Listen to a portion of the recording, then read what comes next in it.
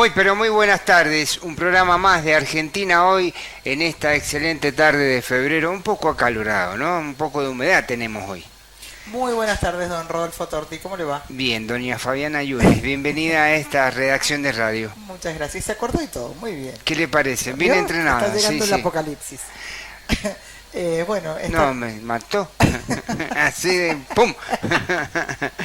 la verdad que una tarde difícil. He descubierto hoy que en realidad no es tanto el calor, sino la humedad el problema. Claro. ¿No? Porque hoy no hace tanto calor, pero está insoportable, coincidimos.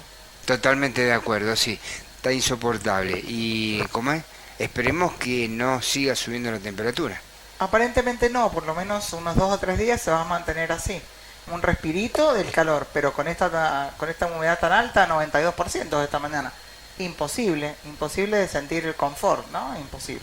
No, totalmente. Bueno, te contamos que tenemos invitados para este día miércoles y lo tenemos al secretario general de la bancaria, ¿sí? Que va a venir en unos minutos nada más. Estamos hablando de Sergio El Pichi Jiménez y también al secretario general del sindicato de los plásticos, que también en el próximo bloque va a estar incorporándose en esta mesa de redacción. Después tenemos al presidente del PJ de las Heras, que nos va a contar un poco la situación del peronismo ahí en el departamento. Y también lo tenemos a Sebastián Ferreira. Exactamente, que nos va a relatar un poquito de lo que viene aconteciendo con el agua acá en Mendoza. Con el agua, pero además ellos hablan sobre la situación del agua en la provincia de Mendoza y una situación crítica que vivieron hace poquitos días ahí en el departamento de Guaymallén. Exactamente, sí. Bien, así que ahí tenemos los invitados, son los temas que vamos a tocar. Obviamente uno de los principales va a ser el tema de Banco Nación. Sí, complicadísimo, ¿no? Lo que se viene, que en realidad ha sido, me parece, una sorpresa. No, si bien va sorpresa, digo, en este contexto que estamos viviendo, nada es sorprendente. Pero la verdad que nunca pensé, al menos en lo personal, que fuera ya. No pensé que se viniera ya. Claro, bien. Obviamente, si bien el 99% de la sociedad va a tener, el 99% pertenece al Estado, pero la estructura, digamos, del banco va a ser totalmente distinta en cuanto a, digamos, la garantización de los derechos. Esto es lo que va a empezar a cambiar. Esto es lo que va a estar más marcado dentro del Banco Nación y obviamente van a cambiar las cosas. Claro, exactamente. ¿Qué va a pasar con los trabajadores? Claro, justamente, bueno, por eso lo invitamos a Sergio Jiménez para que nos cuente un poco en qué instancia se encuentra, más allá de que la justicia hoy día falló diciendo de que no se puede privatizar el Banco Nación. Bueno, qué bien, pero sí, así nos anoticiábamos esta mañana. Pero bueno, más allá de eso, que nos indique cómo cree, qué ve él, ¿no? ¿Qué perspectiva ve de acá en adelante, en lo sucesivo, cómo ve que vaya a sucederse las cosas? Porque bueno, a una ley puede modificarla otra ley. Entonces, por supuesto. Claro. Entonces, si esto termina siendo, vemos lo que está pasando en el Congreso, ¿no? Cualquier ley que lleva al Ejecutivo termina sacándola, así que... Pero aparte, no solamente en el Congreso, el otro tema que está hoy ríspido, que está candente, jueces. El tema de los jueces. Claro. Así que es, digamos... ¿Y la democracia nuestra? ¿Y la democracia? ¿Y los 3 poderes? ¿No teníamos 3 poderes nosotros? Por supuesto. Sí, ¿no? Obviamente estamos el artículo hablando... 1 de la Constitución. Lo que quería contarles es justamente este tema, ¿no? Fueron designados por decreto. Yo digo, son estos. Pero la verdad que... ¿Pensaste en algún momento que podía pasar algo así? No, la verdad que me llamó totalmente la atención, por un lado, y tener la soberbia para firmar el decreto y que se cumpla, ¿no? Porque no, más allá de que los decretos de necesidad y urgencia fueron siempre discutidos durante este gobierno y durante el gobierno de Menem, ¿no? Con Sí. todas las barbaridades que se hicieron. Y acá que el gobierno tome esa decisión en forma unilateral, sin pasar por el Congreso. Por eso cuando digo, ¿y la democracia y nuestros poderes? ¿Cómo son? ¿No? ¿Dónde quedaron? No entiendo. Y tampoco veo una postura clara de la sociedad en las redes, repudiando este tipo de hechos. O sea, entonces me asombra y digo, ¿qué pasó? ¿Qué pasó si hasta hace poco éramos un país democrático, que funcionaban los poderes? Podemos hablar de más o menos, que había alguna otra cosita que no cerraba, que hacía ruido, pero a este extremo. Claro, no, totalmente un extremo, tal como vos lo decís. Te voy a contar qué es lo que nos cuenta Infobae al respecto.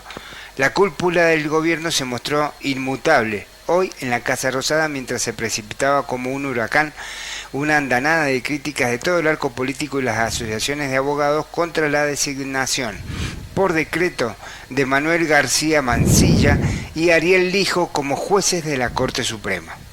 De la misma forma, se enfrentaban a las formalizaciones de las primeras presentaciones judiciales para frenarlas. Las esperábamos, pero denotan una gran hipocresía, dijeron en Casa Rosada. No darán el brazo a torcer con ninguno de los dos. Dejan saber, mientras crece el malestar por la demora de máximo tribunal en definir si les tomará el juramento. El presidente se mantiene incólume en la defensa de sus decretos y en particular del magistrado más cuestionado, Lijo. Esto a pesar de que la semana pasada desde su entorno no habían deslizado que tenían varios nombres en carpeta para reemplazarlo si el Senado rechazaba su tratamiento. Como finalmente ocurrió, hablaban de Carlos Laplacet, de Alberto Bianchi, de Ricardo Manuel Rojas y de Ricardo Ramírez. Todos ellos quedaron olvidados por el gobierno hasta nuevo aviso. En la Casa Rosada, la Corte Suprema es el tema excluyente a Balcarce 50. Llegó temprano Santiago Caputo, artífice del decreto junto a su mano derecha María Ibarzábal y el defensor a ultranza de las nominaciones. El consultor sin cargo fue y vino, como ayer, desde el despacho de Karina Milei al de Javier Milei y de vuelta al propio, en el salón Martín Fierro del primer piso. Y así continúa, ¿no?, toda la movida ahí dentro de la Casa Rosada. Sí. Por la tarde se apersonó en ese salón, que aúna distintos despachos, donde tienen oficina Santiago Caputo y los funcionarios del área de comunicación que lidera Manuel Adorni, el libertario autor de las misas en el streaming carajo. Daniel Parisini, alias El Gordo Dan, en Twitter. Fue para ver a Juan Carreira, alias Don Juan Doe, el tema del día que se les instruyó mover a los libertarios mientras estallaban las críticas contra los decretos de Milei en redes fue, de hecho, de inseguridad contra una nena en la provincia de Buenos Aires. Santiago Caputo hizo un paréntesis en el tema corte sobre mediodía cuando recibió a Diego Chaer, el funcionario encargado de acondicionar las sociedades del Estado para venderlas. Discutieron la estrategia frente a la medida cautelar interina para frenar la transformación del Banco Nación en una sociedad anónima y luego el funcionario se dirigió al Ministerio de Justicia y ultimar detalles. Y después, por la tarde, se reunió con el Ministerio de Desregulación, Federico Sturzenegger, y el vicejefe de gabinete ejecutivo, José Cochi Rolandi. Cerca del presidente creen que la Corte debería tomarle juramento a los jueces y están convencidos de que si no lo hiciera estaría cometiendo una hipocresía.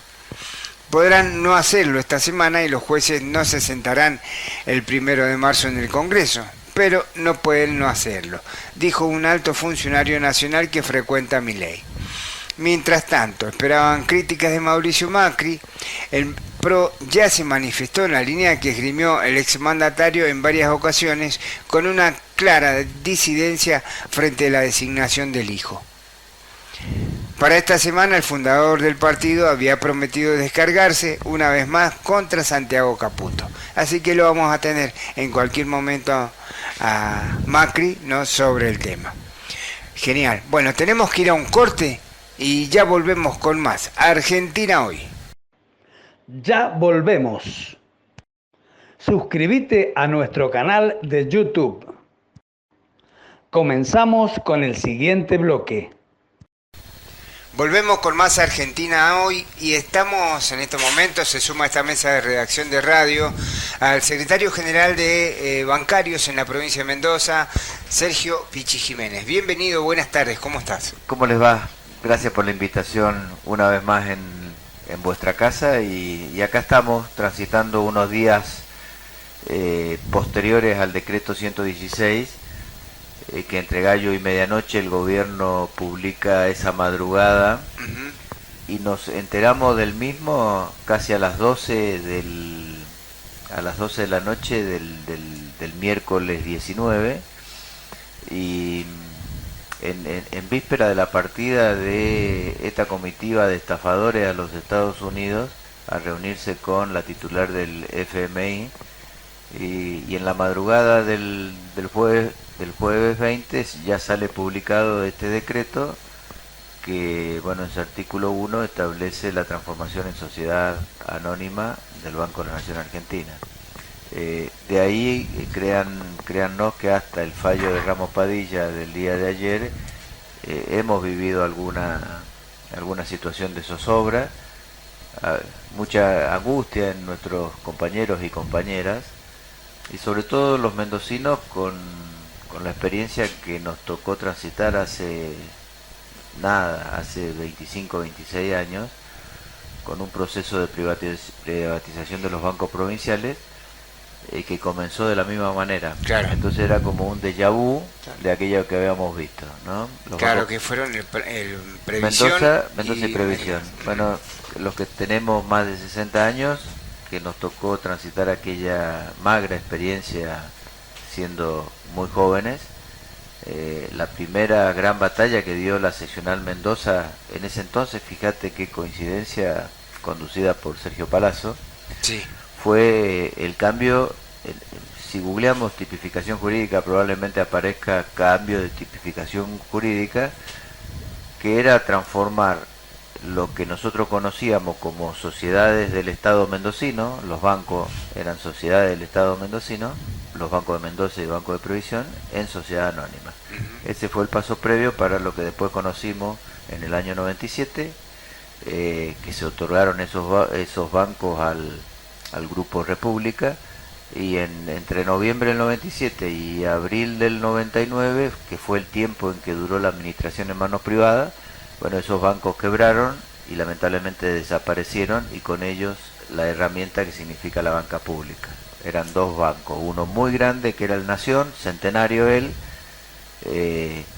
más vinculado con el sector industria, pymes, claro. Y después tenías un banco más pequeño, que era el Banco de Previsión Social, que además de administrar el juego, la lotería, la quiniela de entonces, era un banco que asistía a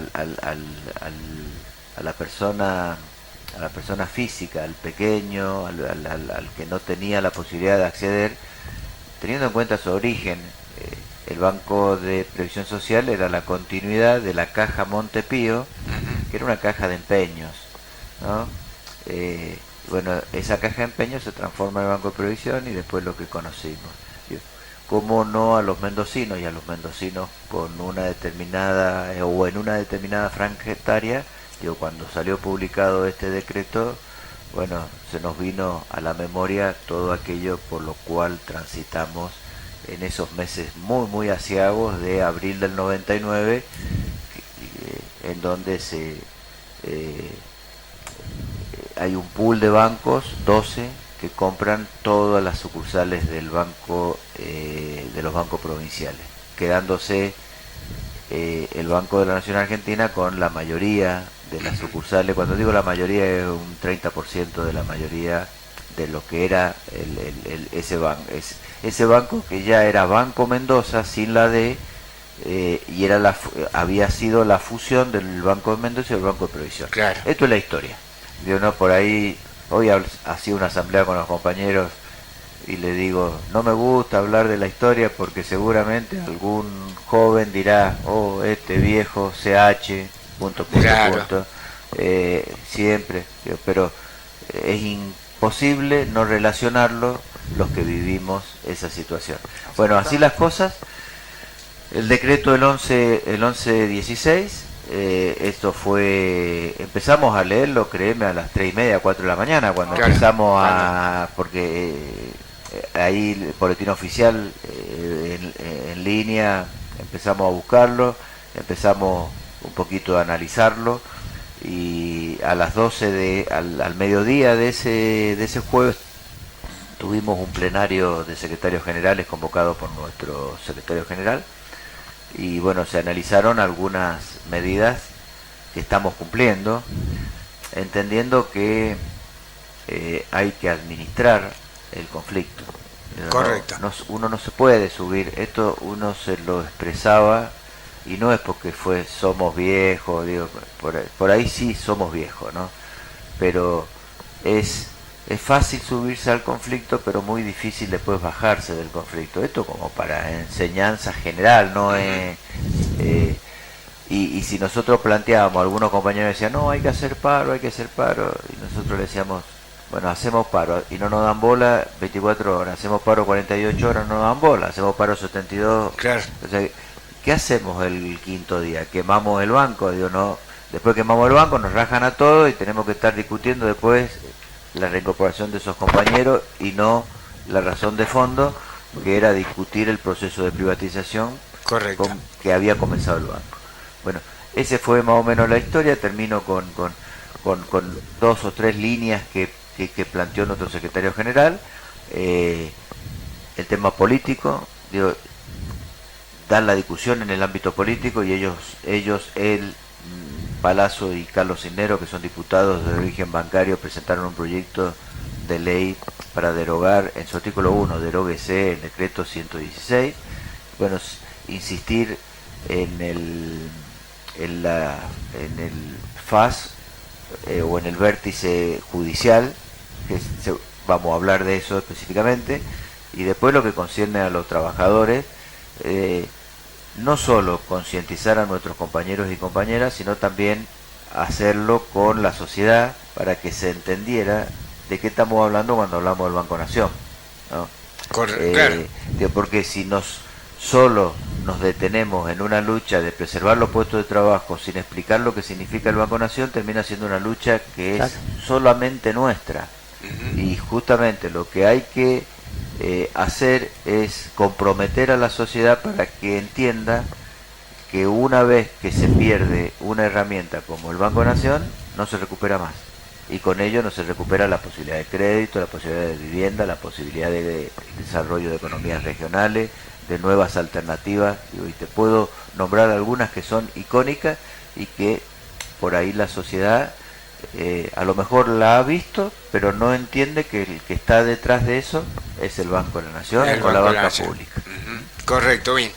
Ahí lo que se plantea obviamente es si tenemos o tienen conocimiento de cuáles son los servicios que cambiarían de Banco Nación hacia el público en general, hacia los trabajadores y obviamente hacia el sector empresario. Justamente esa era la pregunta que quería hacerte. Mira, cuando uno repasa el decreto, el 116, en la parte argumental del decreto, los fundamentos que le llaman en la jerga, vos encontrás en por lo menos 4 o 5 veces la palabra transparencia, ¿no? Después encontrás, se repiten, son 2 o 3 palabras que se repiten a lo largo del texto en distintas oraciones.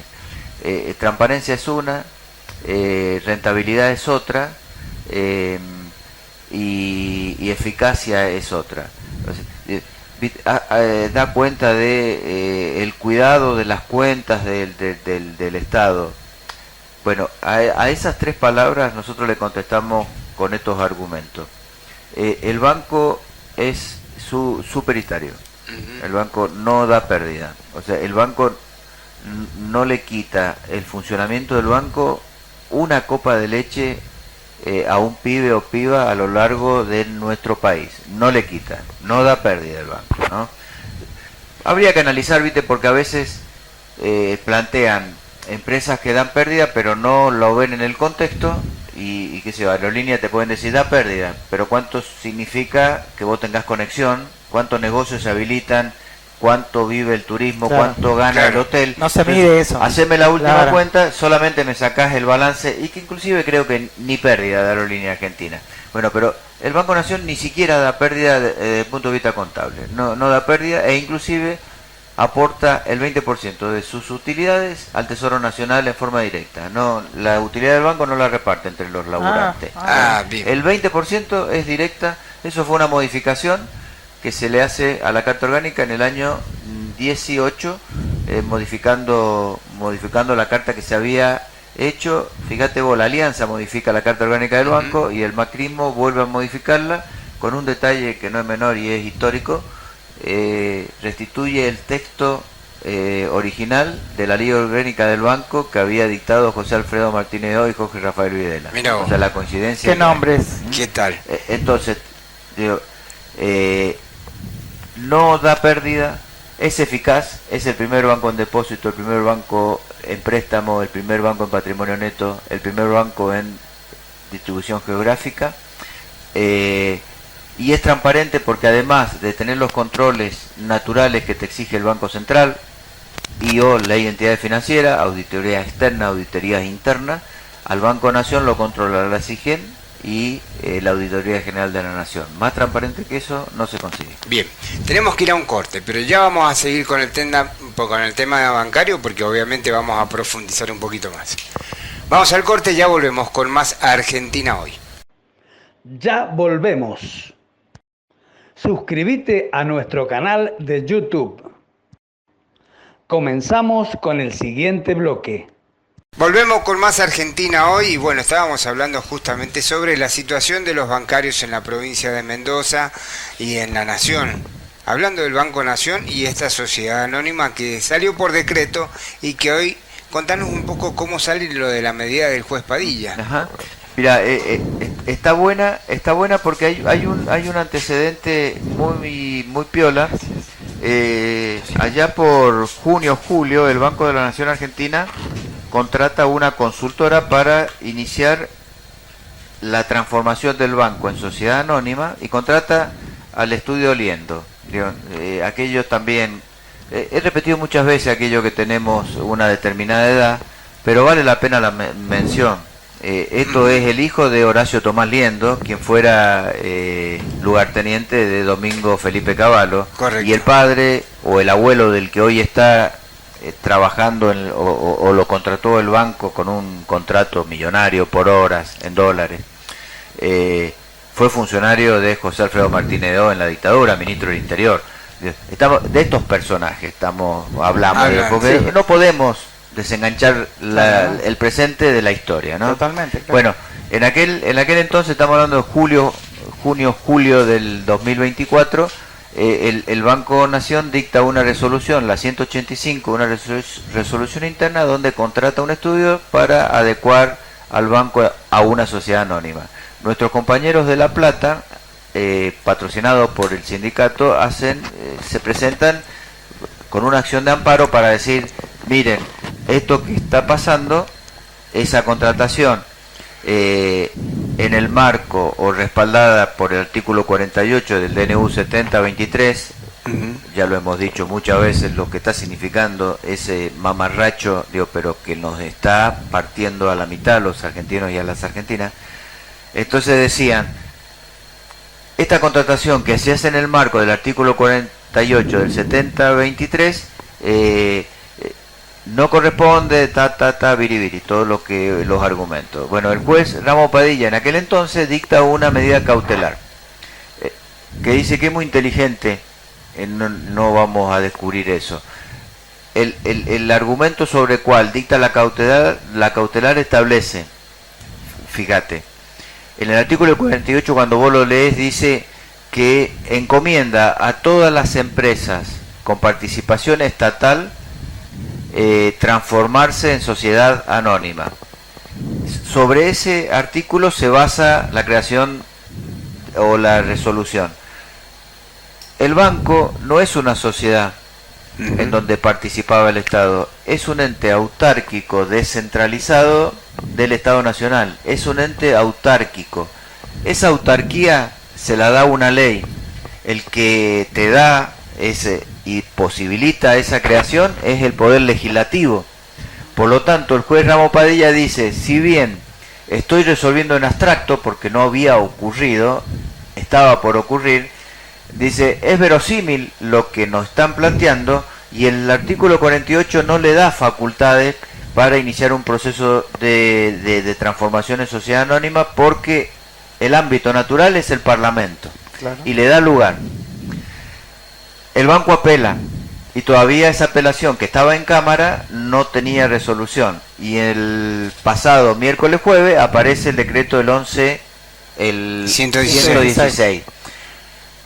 La actora, en este caso los compañeros y compañeras de La Plata, creo que hacen la misma mañana, habrá sido el viernes, se presentan nuevamente ante el juez Ramos Padilla y le dicen, antes de resolviste en abstracto, ahora te pido que resolvás materialmente, fehacientemente, porque existe la voluntad y lo han expresado en un decreto.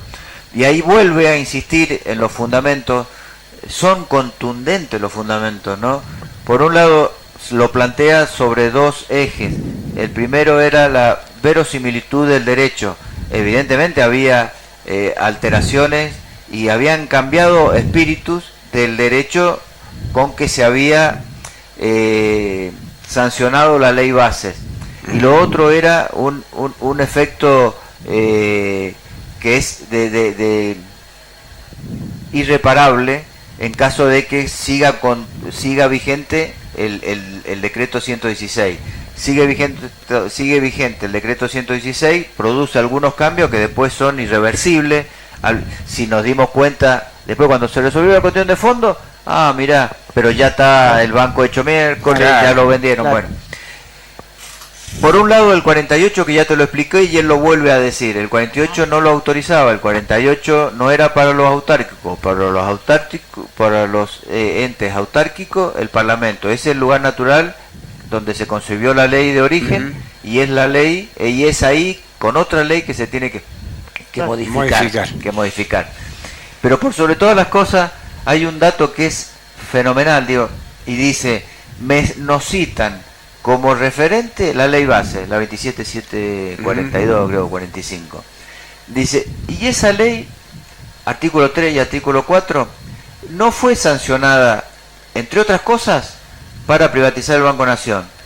Y él cita, que dice que en 2 oportunidades el Parlamento rechazó el proceso de privatización del Banco de la Nación Argentina cuando se excluyó específicamente tanto en la ley base 1 como en la ley base 2. Y es cierto, cuando vos ves la discusión parlamentaria, no el plexo con que quedó publicado. Claro. En la discusión parlamentaria, en el primer proyecto había 41 empresas a privatizar, entre ellas Banco Nación. Bueno, no se alcanzó ni a discutir ese título, ¿se acuerdan? En febrero, mitad de febrero, cuando llega el momento de discutir, había facultad de delegada, privatización, se va a discutir, Sago pide un cuartito y medio, no volvieron más al recinto. Cuando se discute la segunda ley base, que es la que termina aprobándose, cuando se va a firmar el dictamen de mayoría, ahí hay acuerdos que le habían dicho, si incluía el Banco Nación, nosotros te lo bochamos, y hubiese sido un escándalo y una derrota política. ¿Qué es lo que hacen? Lo sacan del dictamen de mayoría.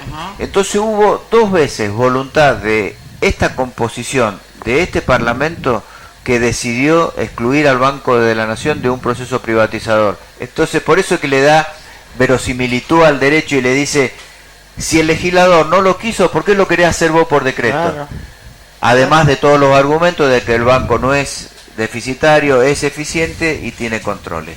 Eso, el fallo de Ramos Padilla es fantástico, es una clase bueno, nosotros somos apasionados y hemos leído hasta los puntos y las comas, pero bueno, da cuenta de esto y tenemos una esperanza, una lucecita de esperanza a partir de eso, y nos reanima a continuar la lucha, después del golpe fenomenal que significó enterarnos a las 0 horas de aquel miércoles fatídico, siempre nos vamos a acordar, y la madrugada del 20, en donde empezábamos ávido a conocer cómo era el decreto para ver cómo era el ataque que se estaba perpetrando contra el Banco de la Nación Argentina. Bien, a partir de ahora, entonces, empieza a regir la resolución de parte del juez Ramos Padilla, y de acá en adelante, ¿qué actitud tomará el gremio? Vas a esperar a ver qué actitud toma el banco, obviamente, después de esto, y el gobierno también. Claro, ahora tenemos que esperar estos 5 días que le ha dado vista el juez Ramos Padilla, por supuesto al banco y por supuesto al Poder Ejecutivo Nacional, y en el mientras tanto nosotros seguimos. Hemos hecho una serie de acciones, a veces visibles, otras no tanta. Digo, ahora estamos con asamblea explicándole a nuestros compañeros, por ahí no todo, ¿viste? Si bien el rumor está instalado, es tema de conversación, pero bueno, vamos. Ayer tuvimos una reunión con todos nuestros compañeros delegados, digo, para adelantar la información, y estamos yendo. Digo, esto implica un esfuerzo importante de ir a todas las sucursales, a las más de 34 posiciones que tiene el banco en el ámbito de nuestra jurisdicción, y explicar a nuestros compañeros cuál es la situación, lo que hemos vivido, lo que estamos viviendo. Entonces, asambleas por fuera del horario de atención al público. El próximo paso serán asambleas dentro del horario de atención al público, invitando a los clientes, asambleas informativas, 1 hora, 1 hora y media, para que sepa el público que concurre al banco lo que está pasando. Claro. No todo el mundo está pensando, digo, lamentablemente, no, porque deberíamos estar pensando en eso, ¿viste? En que no le proveen la leche a los pibes en los primeros 1000 días, digo, no están dando los remedios para los tratamientos paliativos. Todos los días te enterás de algo que este gobierno no está haciendo y está lastimando a algún ciudadano o ciudadana argentina, ya sea en el extremo de la vida, cuando están en el tratamiento paliativo, o en el nacimiento, que lo tenés que asistir con la leche que corresponde a los pibes y pibas lactantes. Asambleas dentro del horario de atención al público. Se evalúa también la posibilidad de una movilización. Nosotros ya hicimos el año pasado, en enero y febrero, abrazos al Nación, pero un abrazo al Nación a lo largo y a lo ancho del país. No descartamos medidas de fuerza, pero con esto de administrar el conflicto. Porque de nada sirve, ¿viste? Salir. Yo le digo a los chicos, hay que tener ímpetu, pero ese ímpetu lo tenemos que racionalizar, ¿no? Entonces, y por sobre todas las cosas, que eso también, lo que pasa es que estamos en víspera de una semana corta, ¿viste? Justo, Entonces claro. se medio que se entorpecen alguna cualquier acción que puedas hacer. Sí, de ir y reunirnos con sectores de la producción, ¿no? Con sectores de la producción, con sectores de la pequeña y mediana empresa, con otras organizaciones sindicales, para que se entienda. Yo le agradezco a la CGT porque inmediatamente tomamos este conocimiento, se pronunció, y todo eso ayuda y mucho. Entonces, acciones por distintos flancos, y no detenerse y no creer que estaba todo perdido con el 11-16, y que ahora está todo ganado con la cautelar de Ramos Padilla. No. Hay que seguir impulsando y hacerle ver a la sociedad lo que significa el Banco Nación. Obviamente. ¿No? Y a medida que vos te alejás del centro, el aprecio, el cariño, no significa que acá no exista, pero por el solo hecho de que solo está el Banco Nación, hay un compromiso mayor de los lugares más alejados. Totalmente de acuerdo. Tenemos que ir a un corte. Sí, nos están llamando un corte. Bien, vamos al corte, pero ya volvemos con más Argentina hoy. Ya volvemos. Suscríbete a nuestro canal de YouTube. Comenzamos con el siguiente bloque. Volvemos con más Argentina hoy. Estamos tocando un tema bastante importante para los mendocinos después de la experiencia que tuvimos en aquellos que tenemos algunos años con Banco de Previsión Social y Banco Mendoza. Así que bueno, queríamos ver un poco si han tenido alguna devolución de parte de sectores de la sociedad, como el sector empresario, las microempresas, las pequeñas y medianas empresas. Se nos han arrimado a título personal Ujú. Pero queremos darle un cariz más institucional a ese acompañamiento. Y bueno, estamos articulando, recién lo decíamos fuera de micrófono, y no es porque la totalidad de la gente se vaya a vacacionar esta próxima semana corta de carnaval, pero muchos deciden descansar esos 3 días sumado, los 3 días hábiles sumados a los 2 no laborables y los fines de semana.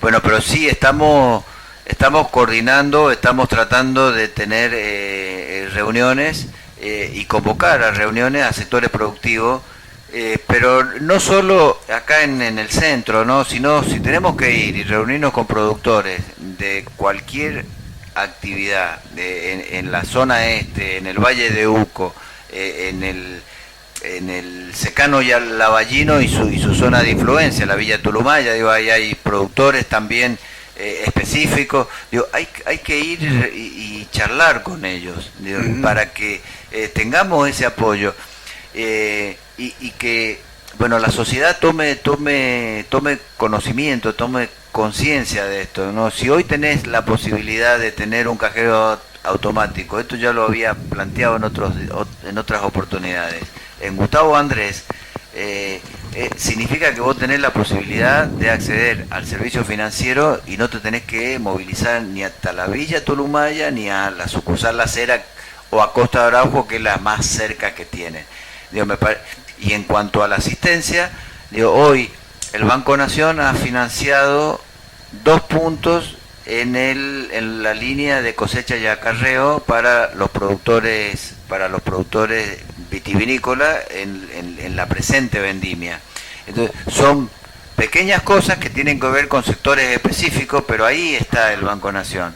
Si tenés la mala suerte de tener alguna inclemencia del tiempo que ataca ferozmente a una región, con seguridad el Banco Nación va a salir y va a otorgar un préstamo blando, como se le dice, claro, a ese segmento, a ese sector que fue fuertemente agredido por una inclemencia del tiempo. Entonces, bueno, todas estas cosas hay que ponderarlas al momento, y no es, y termino el concepto, y no es que la banca privada sea mala. Digo, la banca privada tiene un rol. Son diferentes papeles, claro. Sí, la banca privada invierten para tener una rentabilidad, y esa rentabilidad distribuirla entre los dueños o entre los accionistas.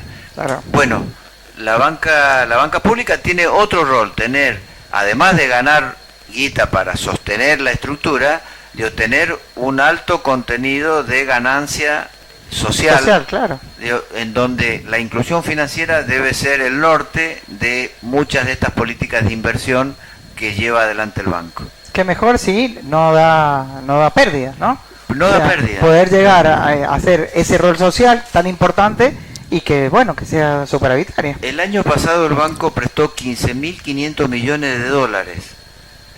Mira. 15.500 millones de dólares. Y hablan esto muy suelto de cuerpo, dice, vamos a emitir obligaciones negociables. Digo, ¿cuánto podés emitir obligaciones negociables? El patrimonio el banco está evaluado en 30.000 millones de dólares. Digo, ¿cuál es la necesidad? Si el banco tiene fondeo, el banco se fondea del sector público, ¿no? Claro. Las 310.000 cuentas corrientes que tienen son pocas para mi gusto, pero ahí también tiene un fondeo del sector privado, pero por sobre todo del sector público. No necesita el Banco Nación ir a buscar una obligación negociable, que es una herramienta para el sector privado fenomenal. Digo, no, yo no digo fenomenal o buena, que sea cada uno pero no es el caso, no necesita. Digo, con esta estructura el banco es superitario, ¿por qué la vamos a cambiar? Claro. ¿Qué escondemos detrás de eso? ¿Un negociado? Digo, ¿queremos ocultar lo que fue el escándalo de la libra gay? ¿Es un ofrecimiento al Fondo Monetario? ¿Qué es lo que hay detrás de esto? Digo, saquémosle como decían los viejos dirigentes, la sábana al fantasma y hablemos de cara a la sociedad. Correcto. De cara a la sociedad, y obviamente estamos todos muy preocupados con la situación del Banco Nación por el orden social que cumple, el cual cambiaría Y el otro tema es justamente la situación de los trabajadores. Hoy debe haber una profunda preocupación de parte de los trabajadores en cuanto a sus trabajos, ¿no? Sí, y lo que estamos notando, que es conversación. Lo hemos hablado en otras oportunidades, comentábamos que el banco había habilitado un proceso de prejubilación, no de retiro voluntario, son dos figuras distintas, Sí. porque la prejubilación estaba, como su nombre lo indica, orientado a aquellos varones mayores de 60 y a aquellas mujeres mayores de 55. Al comienzo de este ofrecimiento que se le hacía a los trabajadores, había muy pocos compañeros y compañeras que levantaban la mano. Bueno, estos procesos, viste, turbulentos, esto de incertidumbre, acelera que los compañeros levanten la mano. Claro. Dicen, bueno, prefiero irme a mi casa, Claro. cobrando de bolsillo lo mismo y no me tengo que comer todo este quilombo. Claro, que no sé en qué va a terminar. Que va a terminar. Entonces ahí empieza a aparecer una situación que nosotros lo ejemplificamos de esta manera. No reemplazan a nadie, Digo, porque si se va uno y entra otro, estaría todo bárbaro. Menos trabajadores, más carga operativa que hay, más carga operativa, menos controles, los menos controles, posibilidad de cometer un error, y el error implica un sumario administrativo. Habida cuenta el episodio que les conté de una medida de fuerza que llevamos adelante hace 15 días, porque nos empezaron a juzgar a compañeros sin ni siquiera habilitar un sumario, digo, empieza a haber una situación de inestabilidad en la fuente, en tu laburo. Entonces empiezan a aparecer, y hemos tenido hasta, vamos haciendo un clearing casi diario, 25 compañeros de casi 110 que ya han adherido a esa prejubilación.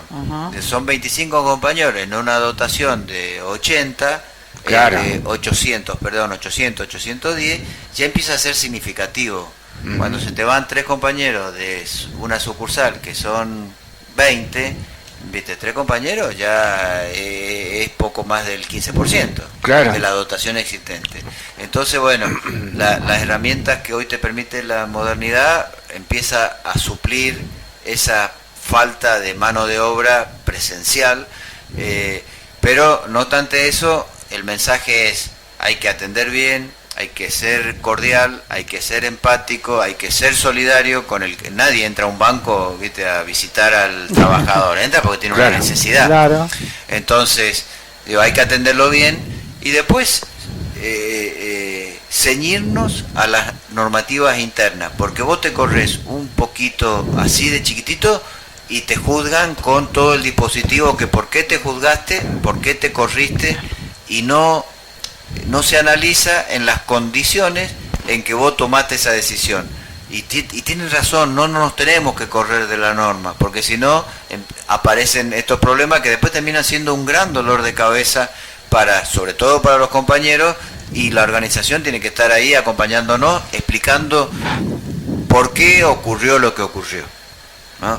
Correcto. Entonces, esto es lo que está pasando relacionado con los trabajadores. Digo, estamos viendo el proceso de transformación en sociedad anónima, la potencial privatización del banco, y en el mientras tanto aparecen estas prejubilaciones que nos minan las dotaciones, y la carga operativa sigue creciendo porque la gente está volviendo a los bancos. Digo, con tantas estafas que hay, vos querés ir al banco y que te atiendan face to face. Pero además, porque en momentos de crisis es cuando justamente la gente se acerca más al banco. Más a financiarse, a refinanciar los saldos de tarjeta de crédito, a tomar un préstamo personal. Hoy día el Banco Nación es el único, uno de los pocos que está dando ese préstamo hipotecario. UVA, sí, UVA, está bien, pero está dentro del portfolio de oportunidades que tiene el banco. Pero bueno, esto es lo que está pasando, que miramos todo al mismo tiempo, y tenemos temor por por el decreto 116, bocanada de aire fresca con la resolución cautelar de Ramos Padilla, los compañeros que se nos están yendo prejubilables, y el público que sigue llegando. Bienvenido sea que haya público, hay empleabilidad. Y los que te atienden con todo ese contexto son seres humanos. Sí, que ¿no? tienen sus problemas. Que tienen además de los problemas que tenemos todos, esta incertidumbre por lo que va a pasar. O sea, Genial. entendámoslo Bueno, también. tenemos que ir a un corte nuevamente. Vamos. Bueno, le agradecemos la visita al secretario general de la bancaria y que nos haya explicado tan adecuadamente toda la situación que hoy atraviesan los trabajadores y obviamente también nuestra sociedad, nuestro pueblo mendocino. Así que muchas gracias por venir, Sergio. No, gracias y sobre todo y hoy más que nunca esta posibilidad de tener, de poder explicar, poder con tranquilidad poder explicar para que se entienda, porque por ahí la vorágine de la información no te permite esto y créanme que es formidable desde la creación del banco allá por el 1880 de la mano de Carlos Pellegrini, un liberal.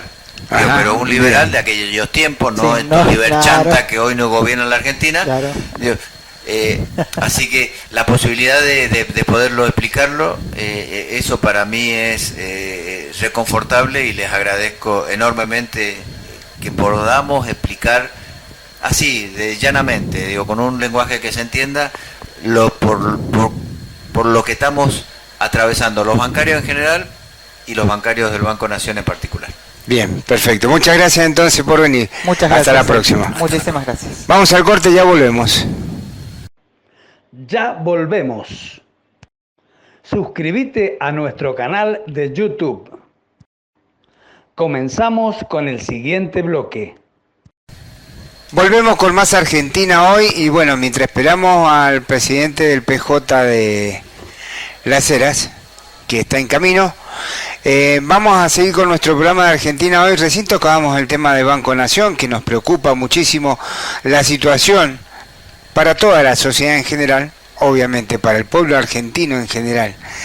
Y también la situación que hoy atraviesan los trabajadores provinciales a nivel estatal en cuanto a las paritarias que se están llevando adelante. Quizás nos podés adelantar algo. Sí, se llevaron a cabo las paritarias del sector de la salud hace 2 días y de administración central, que fue en el día de la fecha. Lo que tengo para decirles es lo que dijo nuestro secretario general. Si te parece, Vamos con el audio. Si te parece que lo escuchemos, la verdad que es muy claro. Ya te digo, fueron rechazadas igual, como para adelantar. Fueron rechazadas las ofertas que tuvimos, pero bueno, acá los vamos a escuchar. Lo escuchamos a Roberto Macho, secretario Roberto general Macho, de ATE. ATE Mendoza, exactamente.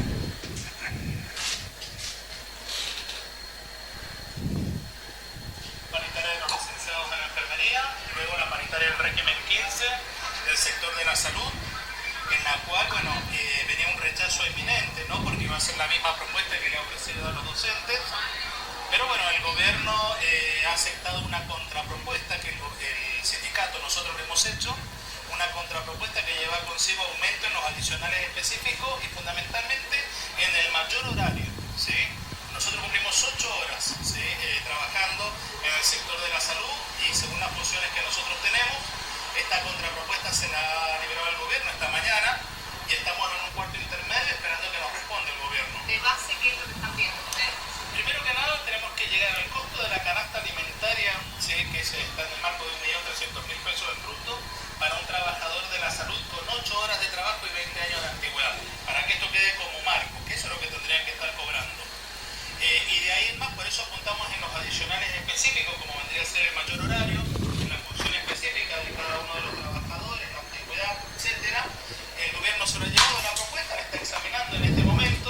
Entendemos que es un reconocimiento real a base de las funciones que tienen los trabajadores y más en las circunstancias, diríamos, de cómo está la salud pública hoy en día, ¿no? Si el gobierno rechaza, Hay un conflicto inminente, eso no cabe la menor duda. Es más, nosotros veníamos a rechazar la propuesta del gobierno.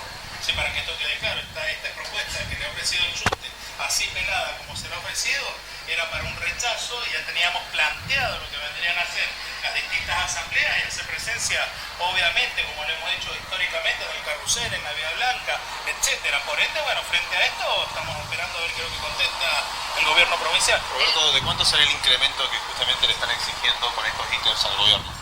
Bueno, a ver, es un incremento, diríamos, de reconocimiento más que todo, una recomposición salarial. Acuérdate que el sector de la salud va de clases de la 1 a la 17, bien, por ende estamos hablando de una clase 10, ¿sí? Que vendría a ser un enfermero, teniendo presente la antigüedad, va a variar según la antigüedad que tenga, ¿no? Pero estamos hablando de que supera ampliamente, diríamos, lo que el gobierno ofrece en el básico de revista. el miércoles administración central. El miércoles Administración Central, debido a que no han podido traer la propuesta en el día de hoy, ya ahí veremos cuál va a ser la propuesta para Administración Central. Ahí estamos en la misma situación, ahí los trabajadores de la Administración Central están cobrando totalmente desigual. Hay compañeros que cobran 400.000 pesos, otros que te están cobrando 800.000 pesos por las mayores dedicaciones que tienen. Acá lo que tenemos que equiparar es para arriba, esto no cabe la menor duda de eso. Hay que reconocer el trabajo ya que los compañeros, diríamos, hacen el Estado provincial, y bueno, y de ahí en más que planteen una propuesta acorde de las necesidades que tienen. Recuerde que la luz ha aumentado un 2000%, el pasaje de colectivo, la carne, etcétera. No nos podemos quedar con un aumento salarial miserable, como el que han aceptado, diríamos, otros sindicatos o los docentes en este caso, ¿no? Bien, escuchábamos así a nuestro secretario general de ATE, Roberto Macho. Bueno, se rechaza la propuesta del sector de la salud y eso sucedió el lunes. Lo mismo ocurrió en el ámbito de la paritaria de Administración Central, pasándose a un cuarto intermedio para el próximo 18 de marzo. Perfecto, bueno, entonces 18 de marzo. En el medio van a tener reuniones con los delegados, con los trabajadores para definir en el caso de que el gobierno no presente otra propuesta, ¿o sí? Sí, se van, en realidad en la paritaria de tanto de salud como de Administración Central hay mucha disparidad en algunos sectores. Es decir, para algunos sectores se les mejora bastante su salario, para otros no. Entonces, lo que se ha decidido es llevarlo a una asamblea de delegados y congresales y bueno, de ahí definir qué es lo que se va a aceptar o elaborar una nueva contrapropuesta que se le hará llegar al Ejecutivo para ver si podemos continuar con las negociaciones paritarias. Para que el 18 de marzo, digamos, ya vengan con la respuesta. 18 de marzo es para la Administración Central, régimen 05. Ah, bien, perfecto. Bueno, vamos a estar atentos a ver cuáles son los hechos y acontecimientos que tengamos en referencia al tema de las paritarias y obviamente vamos a seguir con la información en referencia a esto que venimos transitando. Por un lado la problemática de los bancarios, por otro la situación de los trabajadores provinciales y vamos a hablar sobre el tema de los despidos en los azucareros, ¿no? Que también tenemos novedades por ese sector. También, exactamente. Nos están llamando un nuevo corte. Ah, bien. Vamos al corte y ya volvemos con más. Argentina hoy. Ya volvemos. Suscríbete a nuestro canal de YouTube. Comenzamos con el siguiente bloque. Volvemos con más Argentina hoy y bueno, se ha sumado en esta mesa de redacción de radio Roberto Gallardo, quien es integrante, o mejor dicho, es el que está a cargo de la conducción departamental del PJ y bueno, queremos hablar con él para ver su experiencia en cuanto a la experiencia en la tarea de militante, hoy como presidente del PJ Las Heras. Bienvenido, buenas tardes, ¿cómo estás? Hola, ¿qué tal? Buenas tardes para usted y también para la audiencia. Bien, muchas gracias por invitar, tenerte acá en la mesa de redacción y obviamente queremos conocer un poco la situación que atraviesan los lacerinos con la gestión del actual intendente también, pero también cuál es la mirada que hoy tienen quienes conducen el departamento desde el PJ. Primero que nada agradecerle a ustedes la invitación porque a nosotros nos sirve que la gente en general, digo, más allá del afiliado y militante peronista, sepa cuál es la idea que traemos desde el peronismo también propuesta, claro, más que otra cosa. Nosotros dentro del peronismo hace 2 meses que hemos asumido la nueva gestión, donde venimos trabajando casi todos los días las comisiones que son secretarías. Tenemos Secretaría de la Mujer, Secretaría de la Juventud, Secretaría de la Tercera Edad, Secretaría Gremial. Muchas secretarías que tienen impacto y referencia en la gente y en lo social. Nosotros venimos trabajando fuertemente en este tiempo en tratar primero de buscar la unidad dentro del peronismo. Cuesta, sabemos que cuesta y mucho, pero bueno, es uno de los objetivos que nos hemos puesto para poder lograr recuperar el departamento. En estos años han venido pasando muchas cosas y no solo en lo departamental, sino también en lo provincial, donde nosotros hacemos, por ejemplo, tranquilamente podemos salir y hacer referencia a muchas cosas, principalmente lo que tiene que ver con el Estado municipal, ¿sí? Que es la gestión. La gestión municipal no solo es la limpieza o la recolección de residuos, por lo menos hasta cuando nosotros estuvimos no era eso. Tenía que ver con salud, tenía que ver con educación, tenía que ver con seguridad, con medio ambiente, digo, con un montón de otras cosas que durante estos últimos años y principalmente durante este último año casi medio se fueron perdiendo, que son los derechos. Los derechos de los niños, los derechos de los mayores, los derechos de las mujeres, digo, y también haciendo una autocrítica interna dentro del peronismo, para poder volver a recuperar, en este caso, las eras. Entonces nosotros fuertemente estamos apuntando primero a trabajar fuertemente internamente, que es lo que venimos haciendo territorialmente, con los compañeros afiliados de la acera, con los compañeros militantes, porque si no recuperamos la bandera del peronismo, no recuperamos la identidad nuestra, no quiere decir que no estamos convencidos, no nos podemos convencer de nosotros mismos, mucho menos vamos a poder convencer al vecino en general. Al vecino. Claro. Entonces es un trabajo que cuesta, es un trabajo, por lo menos para mí, a mí me gusta. Me gusta trabajar en la calle, en el territorio, estar con contacto permanente con los compañeros, y no lo hacemos desde ahora. La mayoría de los que integramos este consejo partidario somos compañeros de hace muchos años. Yo ya tengo 60 años. Desde el retorno a la democracia, que milito al lado de mi abuelo en el peronismo. Entonces es como que hemos pasado la parte militar, la parte cívico-militar, la parte, digo, fulera de la historia después de la vuelta a la democracia, 2001, un montón de cosas, y lo que nos estamos apuntando también a través de esa experiencia es una renovación. Bien. Una renovación de ideas, una renovación en serio, pero un trabajo en serio de unidad, de renovación, de proyectos y propuestas que le sirvan al lacerino. ¿Sí? Apuntar, pero muy fuerte a eso. Nosotros cuando por ahí hacemos un balance, una reunión donde charlamos y decimos, cuando empezamos a hacer la autocrítica, volvemos los años para atrás. ¿Qué hicimos mal? Porque eso es lo primero que tenemos que ver. Porque Claro. cosas bien, se hicieron muchas. ¿Por qué pesó más lo otro, no? Porque sí se veía en las eras gestión, pero bueno, pesó más lo no tan bueno. Exacto, porque siempre le escapamos a la autocrítica. Porque cuando vas a hacer autocrítica te tenés que hacer cargo de muchas cosas. Mira, yo en estos años yo tuve la posibilidad de estar en algunos cargos, por ejemplo fui concejal, fui presidente de bloque, fui asesor de intendencia, fui subsecretario en gobierno, también fui delegado municipal en el Plumerillo. Digo, me pasé por muchos estamentos dentro del municipio que tenían que ver con la gestión. Entonces digo, por ahí cuando vemos la gestión actual, que no hay, ¿sí? No hay gestión territorial directamente porque de parte del municipio. Yo digo, el peronismo de la época de Furfuri, del primer intendente después de la democracia peronista. ¿Sí? Digo, uno recuerda, hace memoria. Furfuri apostó mucho a un proyecto, a un programa que fue el de cloacas y agua. Sí. Se basó muchísimo en el tema de cloacas y agua, los servicios que el municipio, que en la acera era casi nada. Claro, y el otro tema es el gas.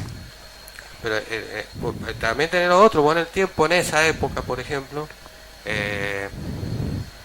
los tiempos eran diferentes, no tenías la tecnología que tenés ahora.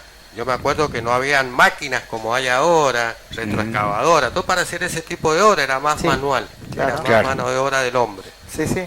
¿Sí? Costaba mucho más hacerlo en el tiempo. la plata que se decidía para eso, se mandaba para ese tipo de obra, de cosas, no era la misma que se manejaba años después. El Guillermo apostó mucho a ¿cómo es? Asfalto, cuneta, cordón, banquina, iluminación, ¿sí? Después vino la época de Rubén, de Miranda. Rubén apostó más también a lo que tenía que ver lo cultural, lo social, como que fue un poco más equitativo dentro de muchas cosas, y todo lo que se hizo. Polimeni, Hospital Carrillo, la cantidad de barrios que se entregaron completos. Agua, gas, asfalto, cuneta, cordón, banquina, iluminación, centros de salud. Claro. CEDRI, sí, que son los centros integrador comunitario. Se hicieron muchísimas cosas que se hicieron bien porque eran para la sociedad y en lugares donde muchas veces no creían que iba a llegar a haber un CEDRI, un SIC, un gimnasio, un centro de salud. Bueno, se hicieron. ¿Y qué hizo que se perdiera entonces la intendencia?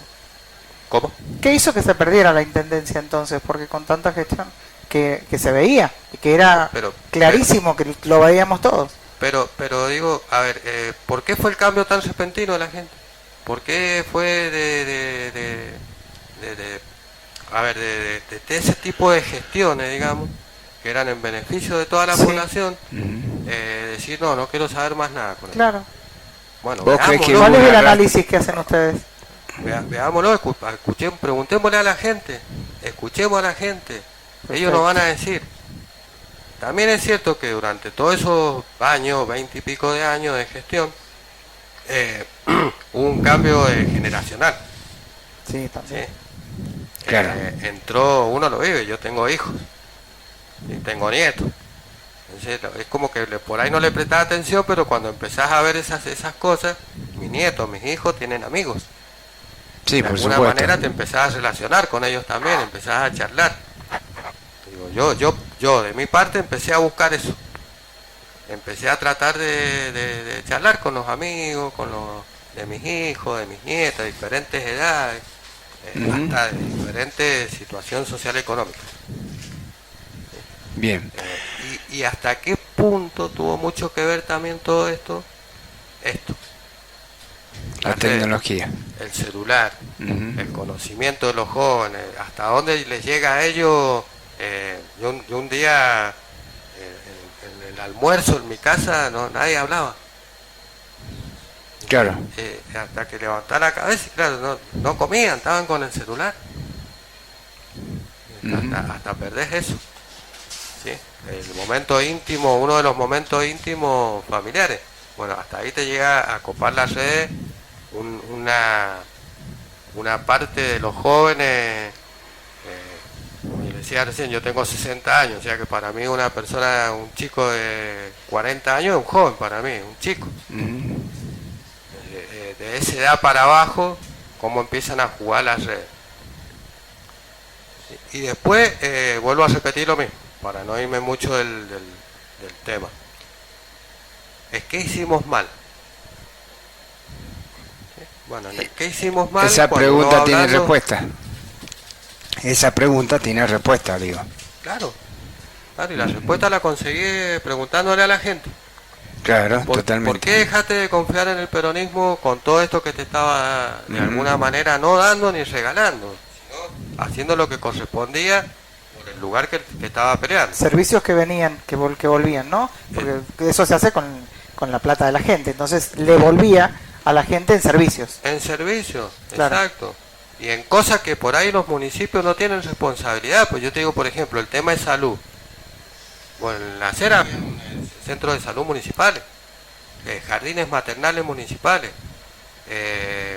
centros culturales municipales, centros de la tercera edad municipales, un montón de cosas que no tenía que ver con el servicio real que tenía que prestar el municipio, pero que abría el juego y apostaba a la ciudadanía en general, jóvenes, mediana edad, adultos. Y bueno, te empiezan a decir, lo primero es que somos una bolsa de gato y lo tenemos que reconocer. Vamos al corte, pero ya volvemos haciendo este análisis que nos está contando Roberto Gallardo, presidente del PJ Las Heras.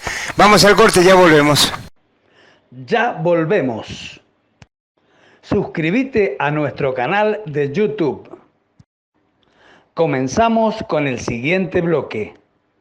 Bueno, volvemos con más Argentina hoy. Estábamos conversando con Roberto Gallardo justamente sobre la situación, la gestión, y bueno, nos estaba contando un poco cómo es la idea de este análisis que han hecho ahí en Las Heras y cómo seguir para adelante. Vos estabas hablando justamente un poco sobre cómo iban a hacer de acá en más para poder innovar o para poder enamorar nuevamente al vecino de Las Heras.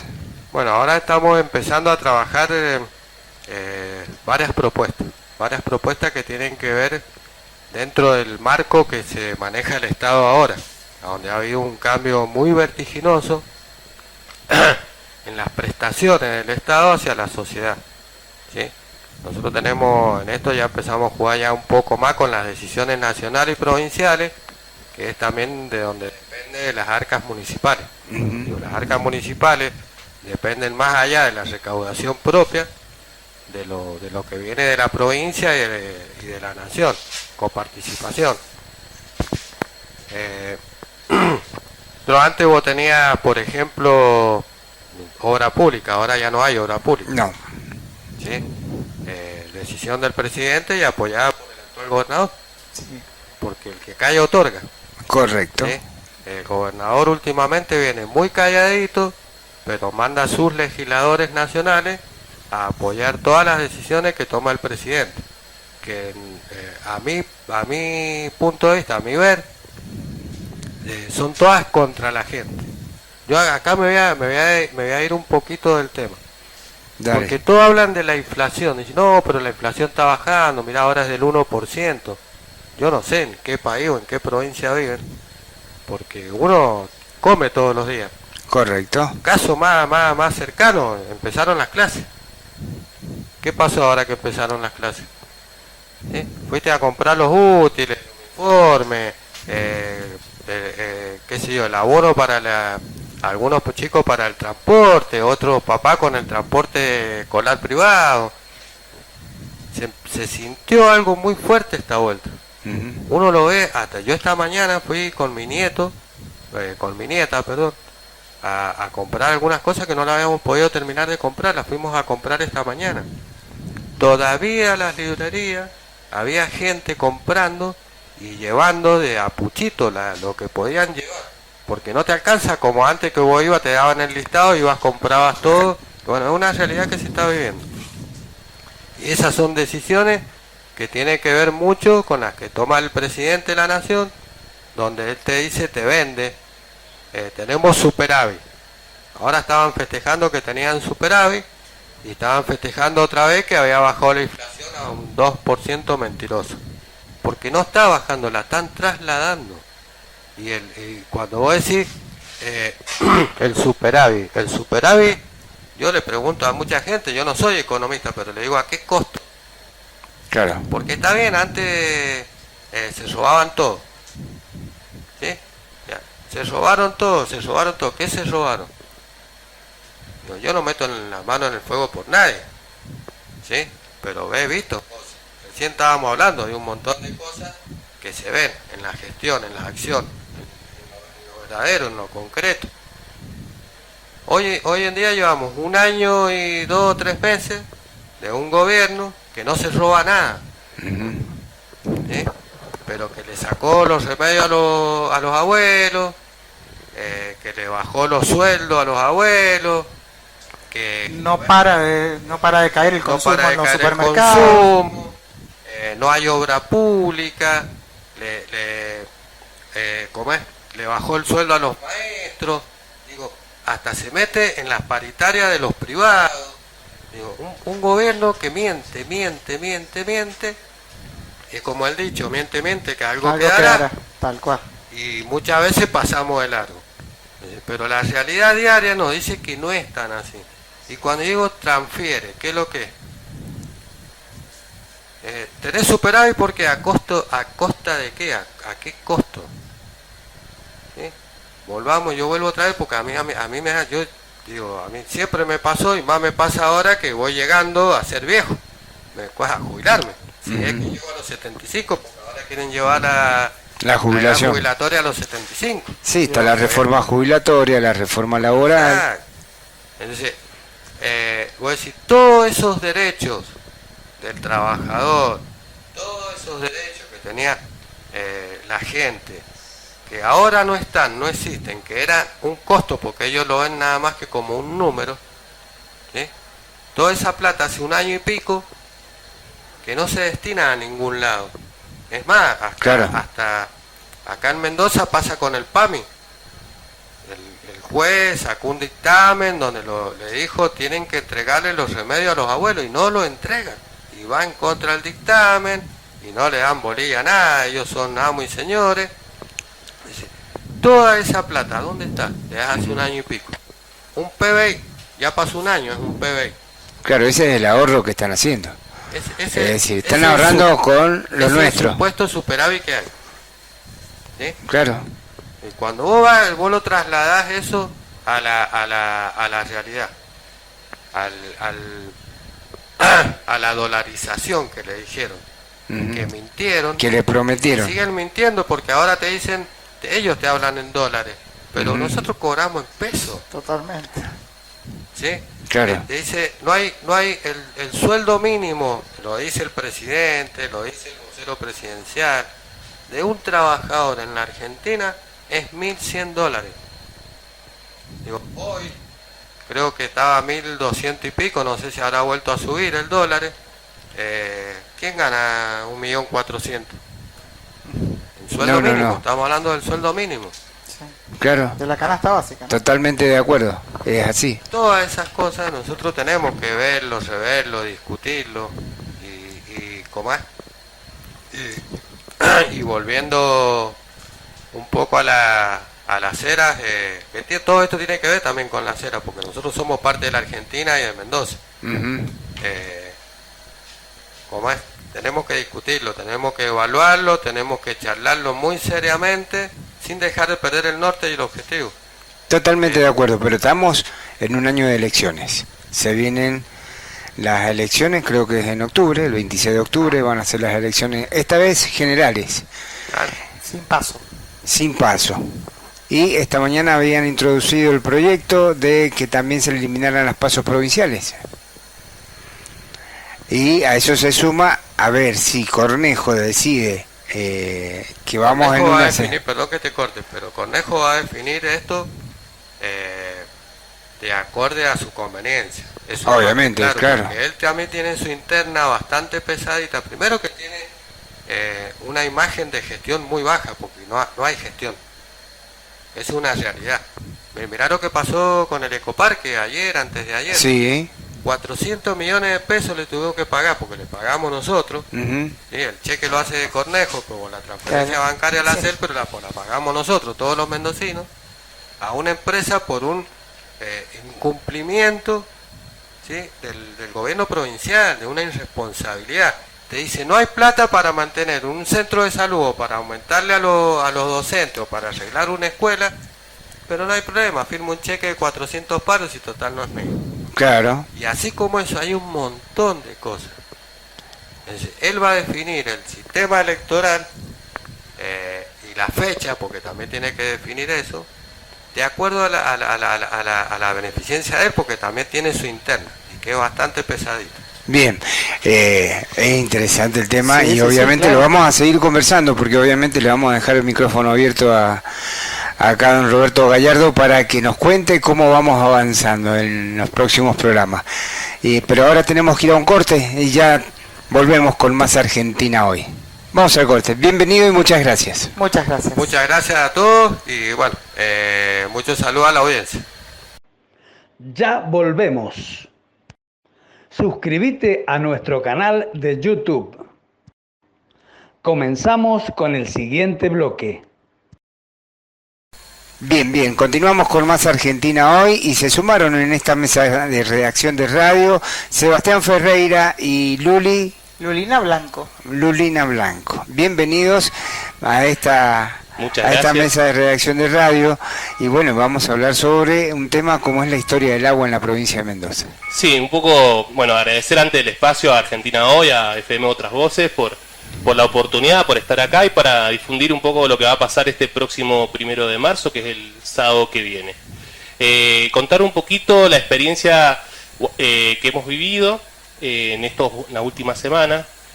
Contar que nosotros somos parte del Cineclub Estoco y que nosotros hacemos funciones de cine tanto en salas como al aire libre, en diferentes lugares, que es nuestra forma de itinerancia, ¿cierto? Decirle, bueno, que el Cineclub, este año cumplimos 15 años y bueno, hacemos diferentes actividades. El año pasado, con la gente de la Comisión de Cultura del Club Gimnasia de Esgrima, el Lobo del Parque, realizamos un ciclo de cine de 4 viernes también, incluso terminó hermoso el ciclo, porque es bastante llamativo, es la gente sentada en las gradas con una pantalla y es como si en vez de ver fútbol veía cine. La verdad que salió muy lindo el ciclo del año pasado y este año pensábamos hacer lo mismo. Y bueno, y empezamos el viernes 7 de febrero que pasamos nuestra película que se llama Doctor Cerebro en las mismas instalaciones del Club Gimnasia de Esgrima, con la gente de la Comisión de Cultura del club, ¿cierto? Y bueno, con esa función no tuvimos problemas y cuando íbamos a pasar Historia del Agua de Mendoza, Ham, la película documental de Bernardo Blanco, director que él proviene de San Rafael, mendocino, y que bueno, relata un poco lo que fue la pueblada del 2019, Claro. Que empieza el 19 de diciembre, cuando está el gobernador en ese entonces, Rodolfo Suárez, Rodi, para los amigos, y que quiere voltear la ley, y que bueno, en 10 días la gente, el pueblo mendocino recupera la 7722. Bueno, los que se acuerdan, la verdad que fue algo histórico en Mendoza. Sí, absolutamente. La verdad, Realmente, bueno, fue genial. Hubo una reacción del pueblo importantísima. Importantísimo. Casa de gobierno. Exactamente, aparte como es una lucha que no tiene banderas, que creo que eso es lo que tiene más miedo el gobierno de ese entonces y el actual. Como es una lucha sin banderas, o sea, por más que haya movimientos de izquierda que apoyan en las marchas, pero realmente eso no tiene banderas, es algo de gente común de la calle que entiende que el agua es un bien común y que si la empresa San Jorge quiere agarrar la cuenca del Valle Uspallata, estamos cagados todos los que vivimos en el Gran Mendoza, ¿cierto? Porque es el agua que tomamos. Recordar que en el dique Potrerillos no hay, ¿cómo se llama? Barcos a motor, ni por una cuestión de que dejan aceite y todo, y es el agua que tomamos, ¿cierto? Por eso hay embarcaciones a vela, a bote, kayak, bueno, eso. Para entender un poco. Entonces, como veníamos, lo que recuerda este documental, Ham, es un poco lo que pasó y lo que no quiere que vuelva a pasar. Cuando uno ve tanta gente movilizada, es contagioso, ¿cierto? Y bueno, se vienen sucediendo hechos, ya empezamos a fines de enero con una marcha interesante en Uspallata, de las asambleas del agua, porque se querían poner una oficina de San Jorge en una verdulería de un supermercado, ahí bien cosucho, como podemos decirlo, y bueno, donde hubo detenidos, hubo violencia de parte de la policía, de parte de la UOCRA, la fuerza de choque que tiene las minerías, que todo personal que puede llegar a trabajar si se llegara a habilitar un emprendimiento minero en Uspallata, ¿sí? Entonces te manda ahí a los que tienen para amedrentar, a los que protestan, y bueno, ya empezó ahí. Lo que nos aqueja a nosotros, que bueno, volviendo al tema de la función que iba a ser el 14 de diciembre, el 14 de febrero, es que bueno, la comisión directiva del Club Gimnasia de Esgrima lanza un comunicado que no se va a realizar la función por motivos políticos, que el club no se quiere meter en charlas políticas, en debates políticos que no tengan que ver con el club, que no beneficien al club. A todo eso, bueno, se censura la película, el ciclo no funcionó este año, y bueno, nosotros como Cineclub tratamos de conectar. ¿Se censura por la conducción del club o porque viene alguna orden provincial de parte del gobierno? La comisión directiva decide bajar la película. ¿Por qué?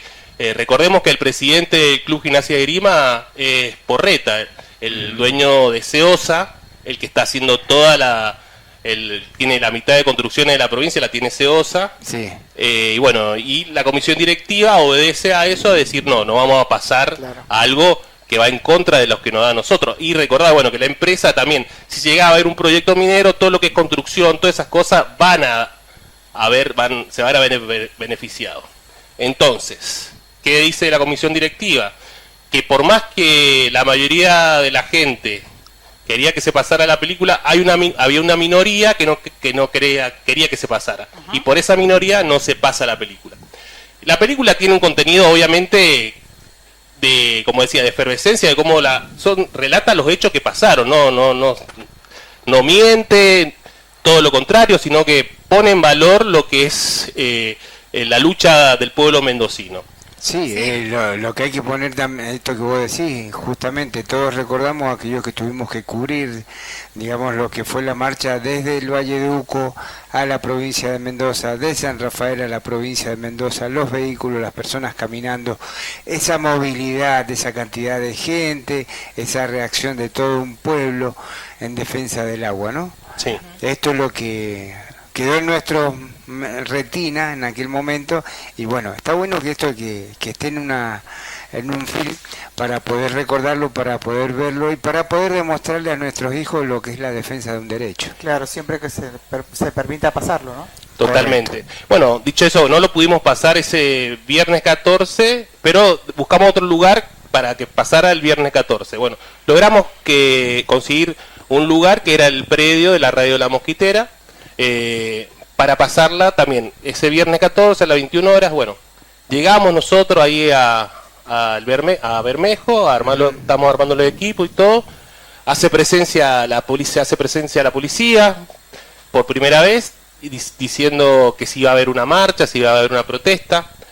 Lo que le respondieron, no, va a haber una proyección de una película, nada más.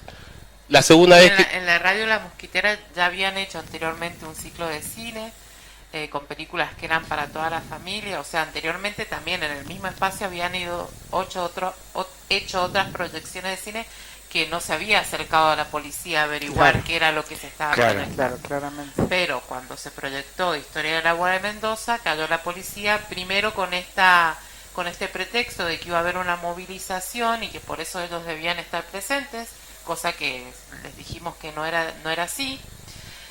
Bueno, se van, después vuelve la policía, pero vuelven más efectivos policiales, fueron alrededor de 9 los que se acercaron, que venían en 2 autos de civil, si bien ellos estaban uniformados, los autos en los que se trasladaban eran autos civiles.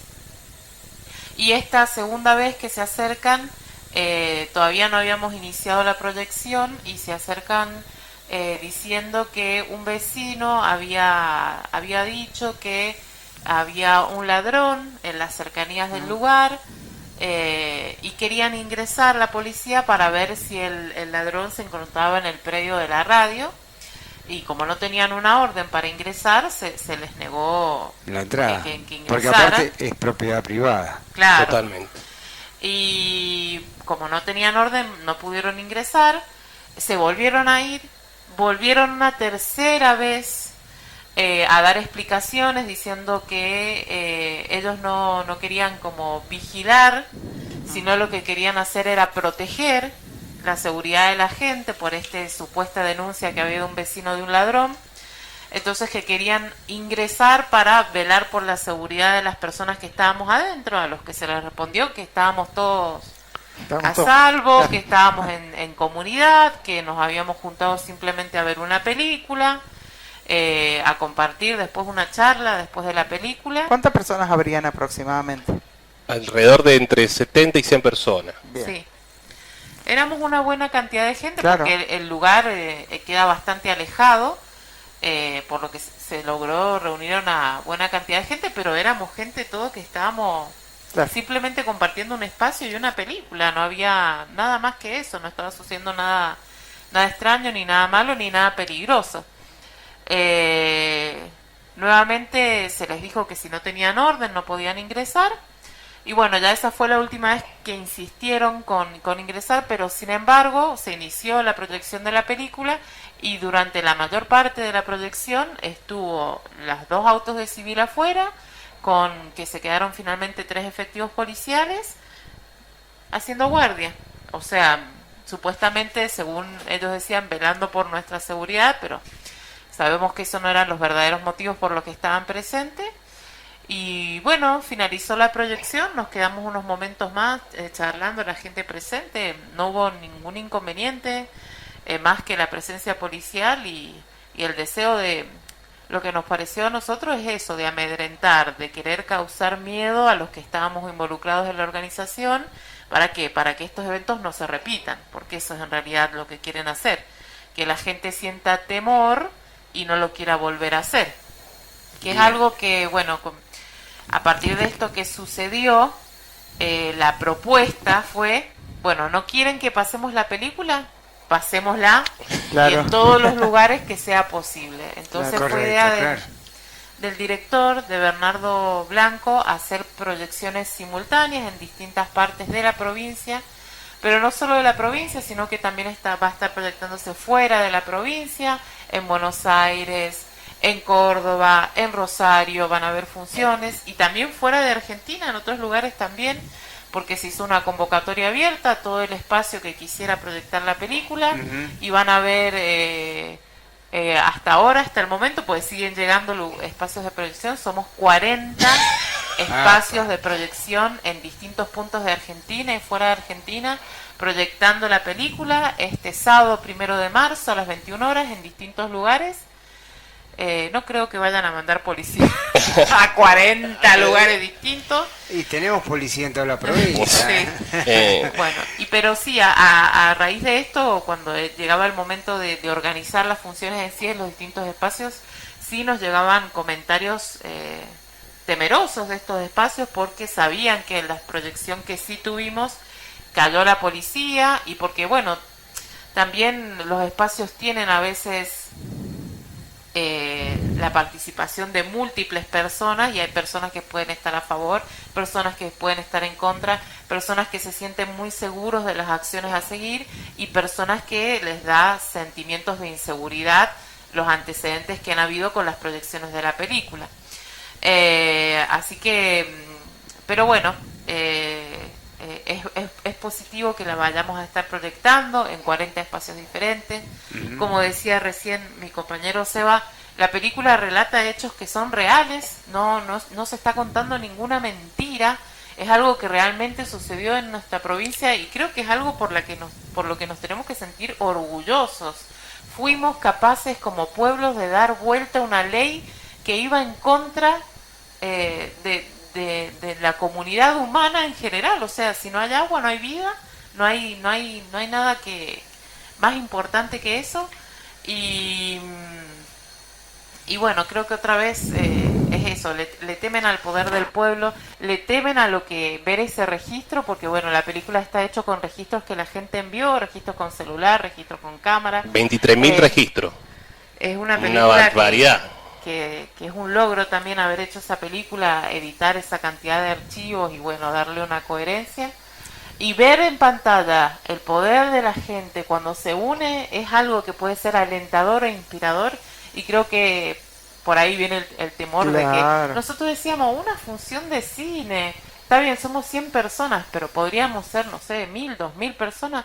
No lo veíamos como un acto inofensivo, pero realmente la censura primero y la persecución después nos hizo dar cuenta que no, que había algo de poder en eso. Porque si hay gente poderosa que está mandando a gente a que no pasen la película o a que amedrenten a los organizadores de las funciones, y bueno, entonces porque hay algo que está pasando ahí que a los poderosos les genera temor. Tengo una consulta. En este aspecto se ha hecho alguna presentación judicial, digamos, como garantizando la libertad de expresión, como garantizando la libertad de comunicación? Realmente lo que nos surgió fue levantar, o sea, desde el momento que nos censuran, fue levantar el guante y pasar la película a nuestra manera. O sea, si nos dicen que no, ¿por qué no? Y como pasó, cayó la policía ese día, o sea, amén de eso, me parece que lo pensábamos, de ir a alguna institución, de dejar registro. Hoy por hoy como está la cosa, me parece... Por la seguridad de ustedes, básicamente. Claro. Hoy por hoy como está la cosa, me parece también que no importa mucho ya, lo hacen igual, o sea, porque si eso de mandar a la policía ya es persecución, hay una inteligencia de parte del gobierno que está haciendo inteligencia a las asambleas del agua, ahora a la película. Ahora han habido también en Uspallata gente detenida. Correcto, que han ido sí. a sus casas a buscarlos y que están presos. Que sí, van contra individuos porque por ahí con toda la masa no pueden ir, pero sí después esto es lo que hacen. Y sí, recuerda tiempos oscuros de nuestra historia. Que parecía que no volvían. Que parecía que no volvían, y con este gobierno actual que estamos teniendo parece que hay licencia para llevar a cabo este tipo de acciones. Y el gobierno actual me refiero al mendocino que tenemos hace rato, al gobierno radical, pero también al nacional. Y bueno, justamente algo que como Cineclub Estoco nunca nos había sucedido tampoco antes era el tema de la censura. Nosotros tenemos 15 años de trayectoria y es la primera vez en esos 15 años que nos censuran una película por motivos políticos. Es la primera vez. Entonces también eso a nosotros nos prendió una alerta que, más allá del tema que trate la película, el hecho de que se prohíba exhibir una película por lo que la película muestra también es algo pesado, porque también recuerda épocas en las que a la gente se la perseguía por los libros que leían, o habían libros que se ocultaban o se quemaban por las ideas que comunicaban. Lo mismo con las películas. No podés prohibir que se exhiba una película por la temática que trata. Bien. Bueno, la verdad es que ha sido muy rico este espacio, este bloque en referencia a lo que es la película y obviamente a todos estos hechos que ustedes han tenido que protagonizar y que son lamentables. Por eso yo sugería, digamos, de este humilde servidor, la posibilidad de generar un recurso por los derechos constitucionales, por lo que fuere, ¿no es cierto?, por la integridad de todos ustedes y obviamente por la garantizar para que no se repitan estos hechos, para que también aquellos que están encargados de dar las órdenes para que hagan estos procesos la piensen dos veces. Claro, en la Comisión de Derechos y Garantías sería una de las posibilidades, ¿no?, de la legislatura. Bueno, decirle a la audiencia que nos pueden seguir en nuestras redes, Cineclub Estoco, estamos como en Instagram, también pueden seguir a la película que es Historia del Agua en Mendoza, HAM, la siguen y ahí están todas las funciones que van a ver el próximo 1 de marzo a las 21 horas. Nosotros vamos a estar en el Club Pedro Molina, en San José, sí. Ahí estaremos con la presencia del director. Perfecto, bueno, llegamos al final. Sí, llegamos al final, increíblemente, ¿no? Estoy con el celular porque no me tengo que olvidar cómo seguirlo. Cineclub Estoco. Estoco, y perfecto. Estoco se escribe S-T-O-C-C-O. Sí, bien. Cineclub Estoco, entonces. Genial, bueno, vamos a seguir de cerca el tema porque obviamente se han tocado dos temas, digamos dos factores importantes, que uno es el tema del Cineclub y otro es el tema de ingresar en un medio popular. Estos son los antecedentes que tenemos que ir tomando nota y tenerlos presentes por cualquier eventualidad. Totalmente. Nos vamos. Gracias por venir, gracias por participar de esta mesa de redacción. Gracias a Argentina Hoy. Muchísimas gracias a todos, buenas noches a toda la audiencia y será hasta el próximo miércoles. Hasta el próximo miércoles estaremos por acá nuevamente en nuestra redacción de radio. Fabiana, que tengas un buen fin de semana. Igualmente, fin de semana largo. Aparte, el carnaval. Fin de semana largo. Justo el miércoles volvemos a trabajar. Que se va a disfrazar. Imagino, por supuesto. Imagínate, imaginas bien. Chao, nos vamos, nos echan.